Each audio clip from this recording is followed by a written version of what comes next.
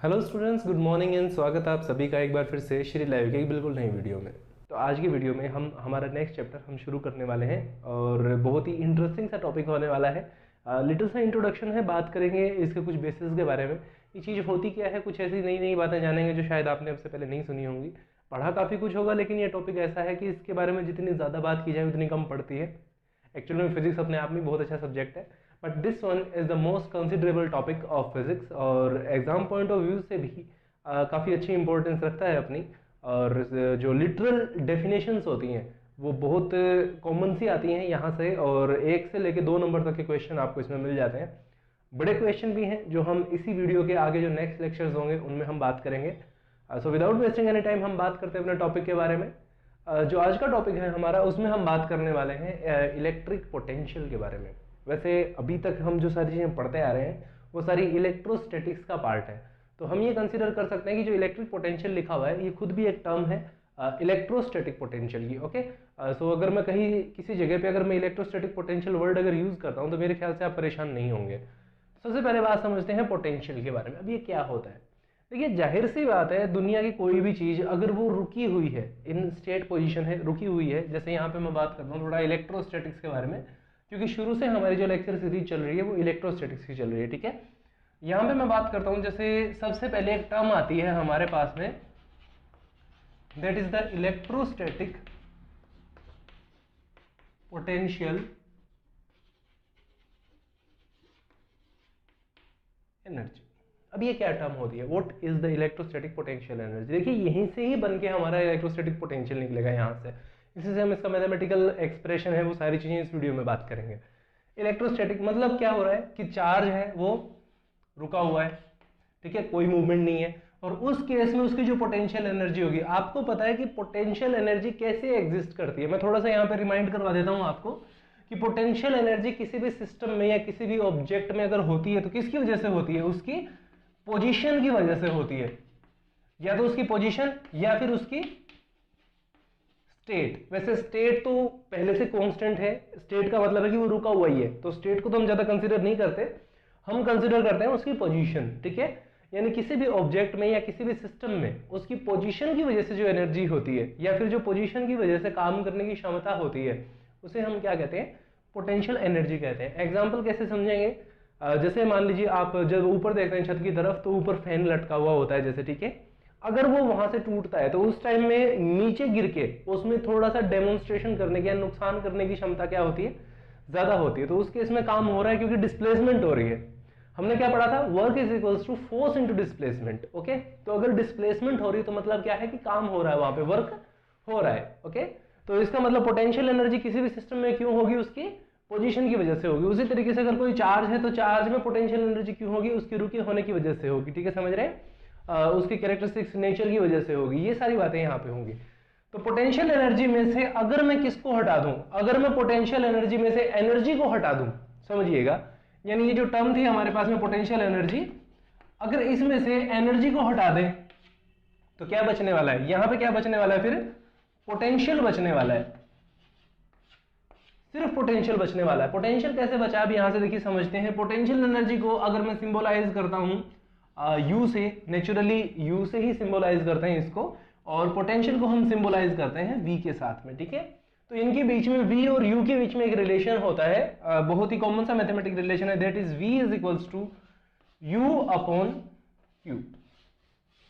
ये टर्म हम लिखते हैं, यानी पोटेंशियल एनर्जी में से किसको हटा देंगे हम? अगर हम पोटेंशियल एनर्जी में से अपनी एनर्जी को हटा देते हैं तो क्या बचने वाला है? सिर्फ पोटेंशियल बचने वाला है। ठीक है, और एनर्जी किसकी वजह से होगी? एनर्जी होगी इस चार्ज की वजह से।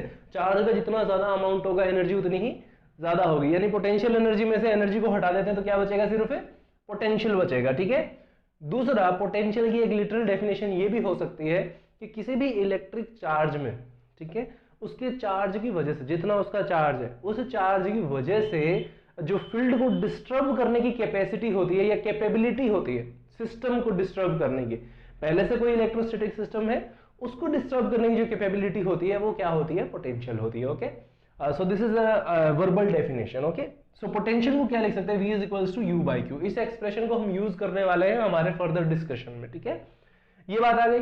अब इससे थोड़ा सा और आगे बढ़ते हैं। यहाँ पे एक टर्म आती है हमारे पास में पोटेंशियल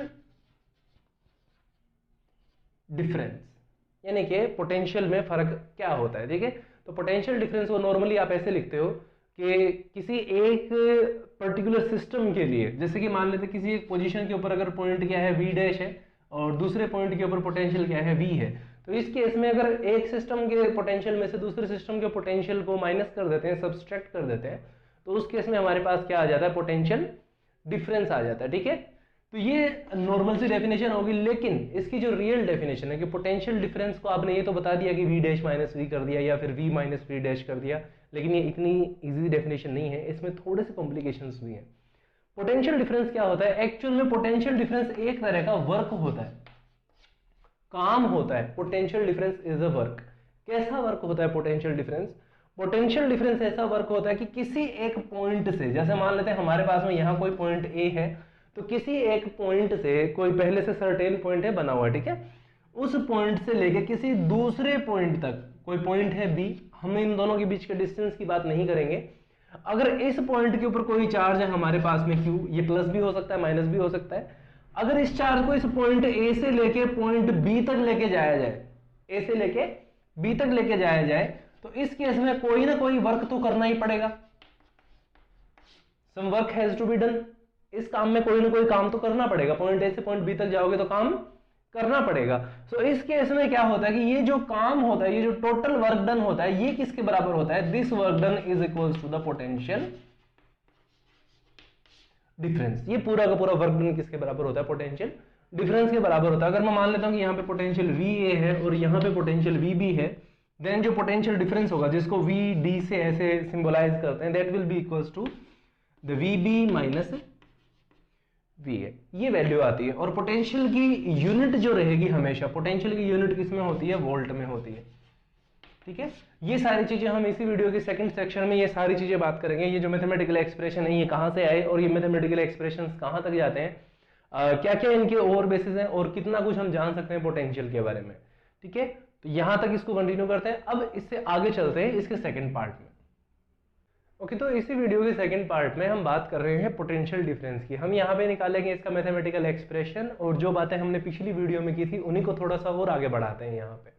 तो पोटेंशियल डिफरेंस में हमने क्या पढ़ा था, हमने ये पढ़ा था कि पहले कोई चार्ज है, मान लीजिए किसी पोजीशन ए के ऊपर है, यहाँ है, और यहाँ से अगर उसको लेके जाया जाता है किसी पोजीशन बी के ऊपर, ठीक है, हम ये मान लेते हैं कि जब वो चार्ज पोजीशन ए के ऊपर था तब उसकी पोटेंशियल एनर्जी यू ए से लिखते हैं, और अगर बी पे पहुंचता है तब उसकी पोटेंशियल एनर्जी हम लिखते हैं यू बी से। ठीक है, सो इसके साथ में जैसे जैसे पोटेंशियल एनर्जी चेंज हो रही है वैसे वैसे क्या चेंज होगा, उसका पोटेंशियल भी चेंज होगा। जैसे यू ए और यू बी को हमने इमेजिन किया है, उसी तरीके से हम इमेजिन करते हैं कि यहाँ पे पोटेंशियल वी ए होगा और यहाँ पे पोटेंशियल क्या होगा, वी बी होगा।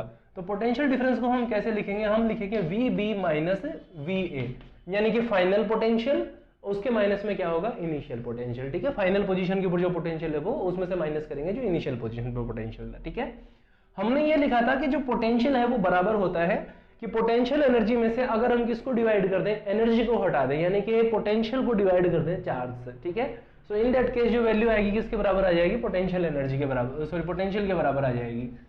सो difference in potential energy UB minus UA, और इसको डिवाइड कर देते हैं जो टेस्ट चार्ज हमने इमेजिन किया था, यहाँ पे क्यू हमने इमेजिन किया था, तो इससे हम क्या कर देते हैं, इसको डिवाइड कर देते हैं। और ये चेंज इन पोटेंशियल एनर्जी को नॉर्मल टर्म्स में अगर मैं लिख देता हूं delta U divided by Q, ये वैल्यू किसके बराबर आ गई, पोटेंशियल डिफरेंस के बराबर आ गई। ऑल्सो जो पोटेंशियल एनर्जी में डिफरेंस होता है, जैसे जैसे पोटेंशियल एनर्जी, देखिए एनर्जी क्या काम करती है, एनर्जी काम करती है वर्क करवाने का। ठीक है, एनर्जी में सबसे बड़ी अच्छी बात क्या होती है, एनर्जी में कैपेबिलिटी होती है वर्क करने की। ठीक है, तो पोटेंशियल एनर्जी अगर चेंज हो रही तो पोटेंशियल एनर्जी चेंज होने का मतलब क्या है कि कोई ना कोई काम हुआ है, यानी ए से लेके बी तक गया है, तो इस केस में कोई ना कोई काम तो हुआ है, तो यानी चेंज इन पोटेंशियल एनर्जी किसके बराबर होगा, वर्क के बराबर होगा। अगेन जो हमारे पास टर्म है डेल्टा यू, ये बराबर किसके होगी, वर्क डन डब्ल्यू के। और डब्ल्यू कैसे हुआ है, वर्क डन ए से लेके बी तक हुआ है, सो डब्ल्यू ए बी। ठीक है, जो ऊपर वाला एक्सप्रेशन है वो अब कैसे लिखा जा सकता है कि V B minus V A, या फिर इसको अगर मैं लिख देता हूं कि डेल वी, यानी change in potential and that is equals to the WAB over Q। ये वैल्यू आ गई हमारे पास में, ठीक है, ये वैल्यू आ गई। अब हम ऐसे इमेजिन कर लेते हैं, देखिए अब हमें क्या बनाना है, हमें एक्सप्रेशन किसके लिए बनाना था, पोटेंशियल के लिए एक्सप्रेशन बनाना है कि भाई पोटेंशियल की वैल्यू क्या आएगी, क्या उसकी डायमेंशन होंगी, क्या उसकी यूनिट्स होंगे, वो सारी चीजें हमें कैलकुलेट करनी है। इसी वीडियो में हम ये सारी चीजें करेंगे, एक साथ बात करेंगे। अगर मैं ये मान लेता हूं कि जो पॉइंट ए है जहां से लेके पॉइंट बी तक लाया गया, इफ पॉइंट ए कहां है, इनफाइनाइट डिस्टेंस के ऊपर है, अगर पॉइंट ए कहां है, बहुत दूर है, हमें ये नहीं पता कि पॉइंट ए कहां, बहुत दूर से अगर कोई चीज हमारे पास में आ रही है, तो हम ये मान सकते हैं कि जब वो पॉइंट ए के ऊपर है तो वहां पे पोटेंशियल भी क्या होगा, बहुत कम होगा, क्योंकि वो बहुत दूर है तो हमें फील भी नहीं होंगी चीजें, ठीक है। जैसे कि नॉर्मली अगर पंखा चल रहा है, अगर आप पंखे के पास बैठे हैं तो आपको हवा ज्यादा लगती है, लेकिन अगर आप पंखे से दूर बैठे तो कम लगती है, और अगर बहुत दूर बैठे तो आपको नहीं लगती है, ठीक है। ये बहुत ही सिंपल सा कॉन्सेप्ट है, यानी अगर चार्ज आपके पास में होगा तो आपको फील्ड ज्यादा एक्सपीरियंस होगा, ज्यादा महसूस होगा, अगर आपसे दूर होगा तो थोड़ा कम महसूस होगा, और अगर बहुत दूर होगा तो आपको बिल्कुल भी महसूस नहीं होगा, ठीक है। So in this case the potential क्या होगा, VA will be equals to 0, ठीक है, क्योंकि हमें ये चीज क्या होगी, वहां पे फील भी नहीं होगी, यानी अगर A is equals to infinite है, इनफाइनाइट डिस्टेंस पे है, तो क्या फील नहीं होगा, ये जो पोटेंशियल है ये हमें फील नहीं होगा। और ये क्यों फील नहीं होगा, ये इसलिए फील नहीं होगा क्योंकि जो उस चार्ज की पोटेंशियल एनर्जी होगी वो 0 होगी। पोटेंशियल एनर्जी बहुत दूर है तो उसके काम करने की क्षमता भी, यानी कि फील्ड को डिस्टर्ब करने की जो कैपेबिलिटी वो भी क्या होगी, कम होगी, यानी वो फील्ड को अब डिस्टर्ब नहीं करेगा क्योंकि वो बहुत दूर है, ठीक है। तो ये सारी बातें थी। अब इन चीजों को अगर हम कंबाइन करके लिखते हैं तो ये वाला जो हमारा एक्सप्रेशन है, ये जो ऊपर वाला एक्सप्रेशन है, अब ये एक्सप्रेशन में क्या बचता है, यहाँ पे बचता है कि VB इज इक्वल्स टू किसके बराबर बचता है, यहाँ से UB ओवर Q, और ये टर्म नॉर्मली जैसे UB माइनस UA अगर हम लिखते हैं, यानी इसके माइनस में अगर हम 0 भी करते हैं तो ये वैल्यू किसके बराबर जाती है, वर्क डन के बराबर जाती है, ठीक है, यानी किसके बराबर जाती है ये वैल्यू, वर्क डन के बराबर जाती है, यानी W अपॉन Q। यहाँ पे एक ही जगह पे हम क्या लिखेंगे, इनफाइनाइट लिखेंगे, और यहाँ पे क्या लिखेंगे, B लिखेंगे, ठीक है।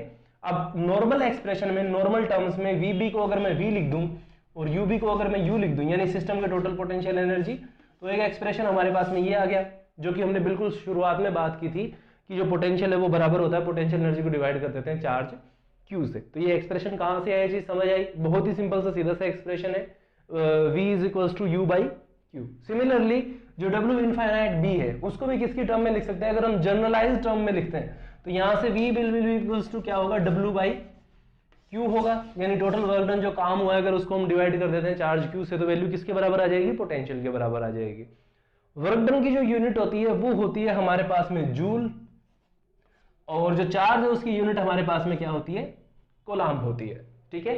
तो जूल अपॉन कोलाम्ब। सो इस केस में मैं थोड़ा सा यहाँ पे ऊपर लिख देता हूं इसको, कि जो पोटेंशियल है उसकी यूनिट क्या होगी, जूल अपॉन कोलाम्ब, यानी कि जूल अपॉन कोलाम्ब को कंबाइंड फॉर्म में हम क्या लिखते हैं, वोल्ट लिखते हैं, ठीक है। यानी 1 वोल्ट किसके बराबर होता है, 1 जूल डिवाइडेड बाई 1 कोलाम्ब, ठीक है। 1 जूल को अगर हम डिवाइड कर देते हैं 1 कोलाम्ब से तो वो किसके बराबर वैल्यू आ जाती है, 1 वोल्ट के बराबर वैल्यू आ जाती है। तो ये तो आ गई हमारे पास में यूनिट इसकी। अब यूनिट के बाद में जरूरी चीज, जो लास्ट चीज हमारी बचती है वो क्या बचती है, डायमेंशन बचती है, ठीक है। तो वर्क की डायमेंशन क्या होती है, जूल की जो डायमेंशन होंगी वो क्या होंगी, M1 L2 और T-2, और जो चार्ज है हमारे पास में, चार्ज में लिटरली M L और T जैसे तो कोई चीज नहीं होती, लेकिन यहाँ पे क्या होता है, T यहाँ पे होता है, और क्या होता है उसके साथ में एम्पियर होता है, यानी किसी रिलेटेड टाइम में कितना करंट फ्लो हो रहा है, that is equals to the charge. अब यहाँ से अगर हम डायमेंशन को कंबाइंड फॉर्म में लिखते हैं तो पोटेंशियल की डायमेंशंस क्या आ जाएंगी हमारे पास में, एक तो हमारे पास में ये टर्म आ गई कि पोटेंशियल की यूनिट क्या होगी, वोल्ट होगी, और डायमेंशन क्या होंगे हमारे पास में पोटेंशियल की कंबाइंड फॉर्म में अगर हम लिखते हैं तो यहाँ से हमारे पास में होगा M1 L2 और T-1, और A की वैल्यू पे क्या हो जाएगी, यहाँ पे -1 हो जाएगी। तो ये हमारे पास में क्या आ जाएंगी, इसकी डायमेंशन आ जाएंगी। डायमेंशन को डायमेंशनल ब्रैकेट में बंद कर दीजिए। तो ये सारी वैल्यू आ गई हमारे पास में इलेक्ट्रिक पोटेंशियल के बारे में, ठीक है। मेरे ख्याल से चीजें आपको समझ आई होंगी, बहुत ज्यादा कॉम्प्लिकेट नहीं हुई होंगी, क्योंकि ये सारी चीजें क्या है कि सुनने में एक जैसी लगती हैं। जब आप पोटेंशियल की बात करते हो, पोटेंशियल एनर्जी की बात करते हो, थोड़ी सी कंफ्यूजिंग टर्म्स हैं, हालांकि हमने इनको अलग अलग पढ़ने की कोशिश की है और अलग अलग समझाने की भी कोशिश की है। आई होप आपको ये चीजें समझ आई होंगी। And if you think so that this video is helpful to you, then share कीजिए अपने फ्रेंड्स के साथ में एंड लेट देम नो कि श्री लाइव जो प्लेटफॉर्म है वो पूरी तरीके से फ्री है यहाँ पे आप पढ़ सकते हैं बहुत ही क्लियर एक्सप्लेनेशन साइंस की सारी रिलेटेड टर्म्स का। काफी सारे क्वेश्चन हम डिस्कस करने वाले हैं आगे आने वाले सिनेरियोज में। So thank you very much again for watching this video till the end. Last तक देखने के लिए बहुत बहुत धन्यवाद। आपका दिन शुभ रहे। जय हिंद।